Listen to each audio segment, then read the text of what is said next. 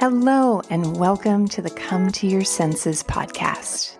I'm your host, embodiment-based coach, Mary Lofgren. Here, we explore how to live bravely and beautifully through a lifestyle of embodiment. You'll hear gems to empower you around mindset, mindfulness, somatic psychology, and neuroscience, as well as beauty, food, style, and the art of slow living to meet your soul through the senses. I am so happy that you're here. Let's begin.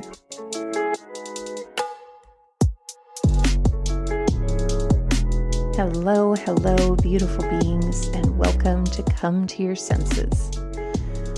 My loves, do we have a treat for you today? Because one of the most popular topics and most requested topics on this podcast is around the art of everyday seduction and making seduction less about some sort of persuasion or manipulation to get an outcome and more about the natural spark of magnetism that exudes whenever you are most embodying your authentic radiance. And one of the ways that we can practice this kind of seduction is through the way that we speak.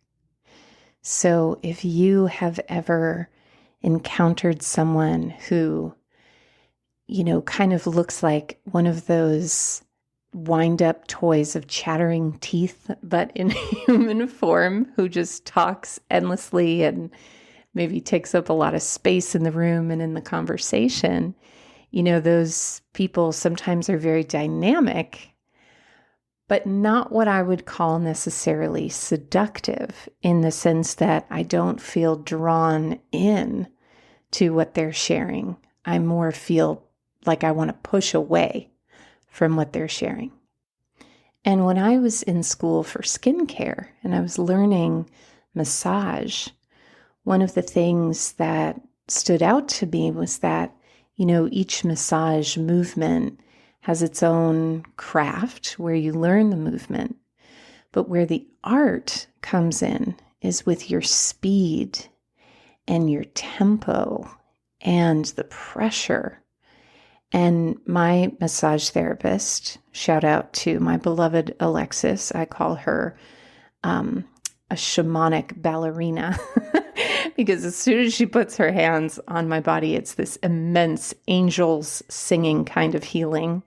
And it feels like she's performing Swan Lake on my muscles. But anyway, a person might do the exact massage movements that Alexis is doing, but without her slow, steady, intentional pressure and that feeling into what the muscle is ready to let go of instead of forcing it into trying to release.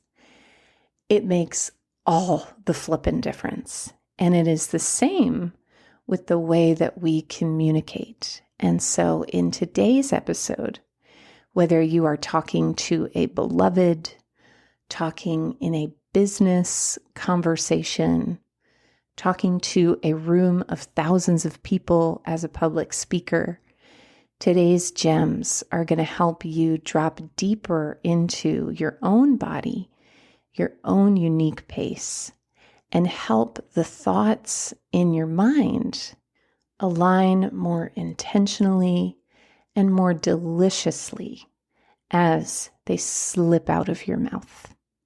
So I am so excited to dive into today's gems.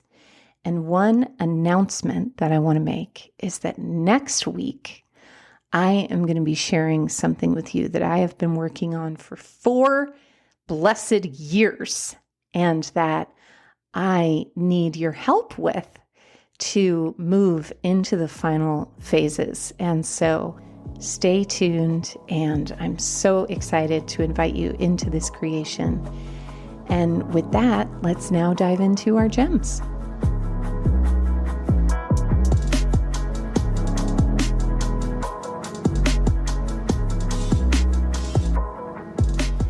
And so where we'll begin is with a paragraph from Sacred Seduction. And this is Stories from the Seduction Council. So when I first started my career, I would teach classes in seduction, and I had a group of participants that I really watched blossom and just transform in their process of becoming more embodied in their practice of seduction and less limited by their understanding of the full range of seduction. And one of them was Eliza. And so I'm going to read this paragraph to you that Eliza contributed to my book on the meaning of seduction. Seduction is intuition allowed to bloom and sparkle. It is all the senses, including the sixth, in charge of one's decisions, feelings, and actions, allowing the heart to lead and the mind to follow. It is decidedly feminine, extremely powerful, very vulnerable, and completely intoxicating to experience. Under Kitty's tutelage, I have realized how important, empowering, and definitive it is to allow oneself to be immersed in the sacredness of the act of seduction. Ooh la la! Thank you so much, Eliza, mother, stepmother-to-be, conjurer, and lingerie enthusiast, from her description in the book. And so when we speak, like I love so much about that description, is allowing the heart to lead and the mind to follow. And I also love Eliza's use of the word vulnerable. And that is our first gem, which is there is such attractiveness when we speak the truth. One of my clients once asked in a group coaching circle, Mary, how do we know when we have given our verite? Because I used to have another program called Verite that was all about connecting with your truth and speaking your truth and living your truth. And verite means truth in French. And I said, well, you know you have really tapped into and given your verite when you taste the vomit rising from your stomach, because it's such a tender and vulnerable truth. And of course, that's not necessarily the requirement, nor is that necessarily the goal. The goal is to feel more comfortable and more adept and more flowing in expressing our truth. But this first gem is about the seductiveness of sharing what's real. I was on a date recently, and the person sitting across from me was kind of nervous and was talking a lot, telling a lot of stories, and just kind of giving me a lot of information. And I asked them, hey, what's something you're afraid of right now? Like right now in this moment, or right now in your life? And that was the moment where I was like, okay, I would go on a second date with this person, the way that this person answered the question, because it dropped us out of the head and into the heart. And there is just something so alluring about a person answering a question from those deeper parts of themselves and not just delivering the froth of the conscious mind. So that is our first gem, is that what is real is incredibly seductive. The second gem is actually a technique that I call turning the page. So when we read books, there's a reason that we typically don't see books delivered on scrolls anymore, these long pieces of parchment, because there is a digestibility when you turn the page of a story, this little nanosecond, where your consciousness gets to take in a visual of new words, chew and swallow what you've already read, and open up to this new dose of information. Otherwise, I've actually put the setting on my Kindle to this just scrolling feature, scrolling through an entire book. And it's exhausting to be faced with all of that information at once. And similarly, in the way that we speak, allowing for intentional pauses between the words gives the listener the opportunity to chew and digest before taking in more information. And what you'll notice is that the slower you speak, the more they will hear, which is kind of a paradox, because when we really want to be heard, typically our body will start to fuel us with adrenaline and got to say the right thing and got to make it perfect.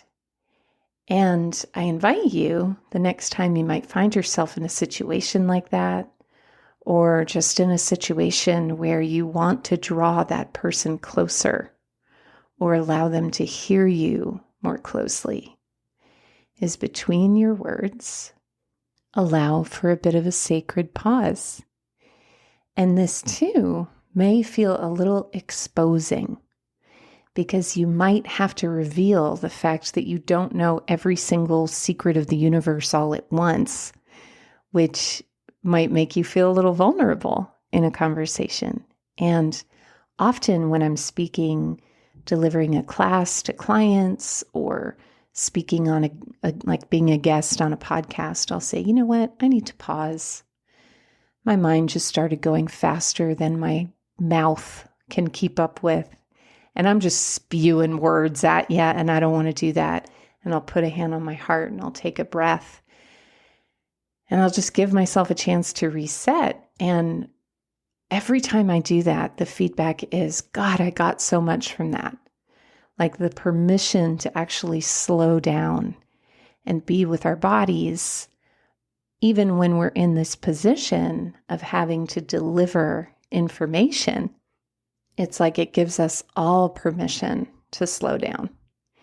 And every time we slow down, we open up that opportunity for the real to be heard and seen and potentially delivered through our speech. And our final gem is sensualizing your language. So I invite you to hear these words that I'm about to share with you and notice the sensations that they carry with them. Voluptuous, luxurious, galvanizing. One of my favorites, plump. I don't know why I just love that word so much. Plump, magnificent, splendid, fervid,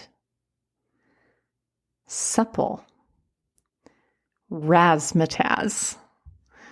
So these are just some words that I believe contain a little extra sparkle. And that sparkle comes in the form of a feeling. You know, when I say voluptuous, I don't just say voluptuous. You know, it's not like candy bar that just, kind of comes out in a quick burst. It's like voluptuous. Oh, God. The pressure against your teeth of the V and the looping swirl of the lup and the shoeous, the soft, fuzzy curves of the shoeous. I mean, what more do we need in life, honestly, than tantalizing language? You know, these types of words draw you in and create a hypnotic spell that gets cast over the listener because it invites them into their own experience of the shoeous. So, these, my friends, are your gems on the art of seducing yourself and others through your speech.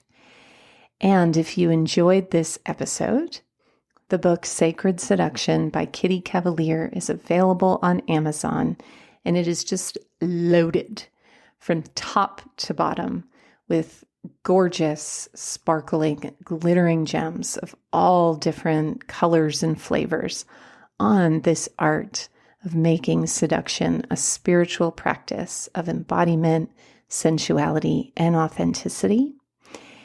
And as I said at the start of the episode, I'm jumping up and down a little bit in my seat, excited to share next week something really exciting that I just can't wait to blow the champagne cork on.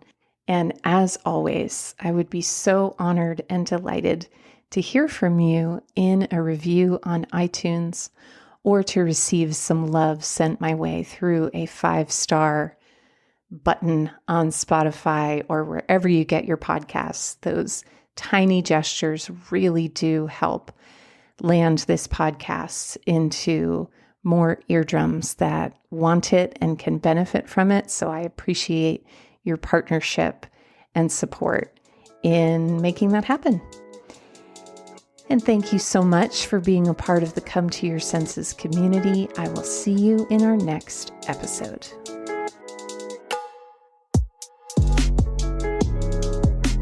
For coaching, classes, and community in creating a lifestyle of embodiment, head to schoolofsensualliving.com. There you'll find a free video series on how to reduce anxiety and intercept the stress response through powerful, confident body language. Head to schoolofsensualliving.com/confidence to watch your first video today.